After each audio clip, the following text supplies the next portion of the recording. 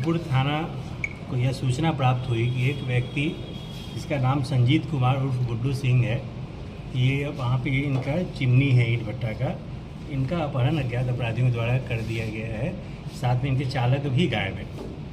Police के द्वारा प्राथमिकी विदुपुर थाना में दर्ज की गई और एक टीम बनाया गया जिसमें एसडीपीओ और एसएचओ विदुपुर थे। इन लोगों ने अनुसंधान के क्रम में दिनांक 31/7/25 को ईंट चिमनी भट्टा संचालक संजीत कुमार उर्फ गुड्डू सिंह का शव मुजफ्फरपुर जिले के मोतीपुर थाना अंतर्गत सिंघौला पुल के पास से बरामद हुआ और मृतक का वाहन भी पानापुर थाना मुजफ्फरपुर क्षेत्र से बरामद किया गया।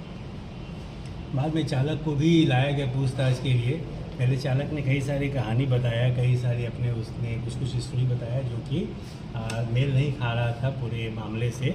जब सख्ती से पूछताछ की गई तो चालक ने यह स्वीकार किया कि उसके द्वारा ही अपने 2 दोस्तों के साथ मिलकर ईंट भट्टा मालिक गुड्डू सिंह जी की हत्या की गई है।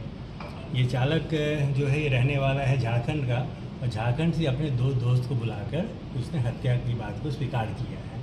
हत्या के बाद फिर इनका अपना खुद का मोबाइल और मृतक था इनका मोबाइल दोनों को इसने फेंक दिया था, जो इसके द्वारा बताया गया। इसे कन्फेशन पे हम लोगों ने उस मोबाइल को भी रिकवर कर लिया है। बाकी इसके 2 दोस्त जो हैं वो भी झारखंड के ही थे, वो घटना बाद फरार हो गए थे। जल्दी पुलिस की विशेष टीम लगी हुई है, गिरफ्तार कर लेगी इसको।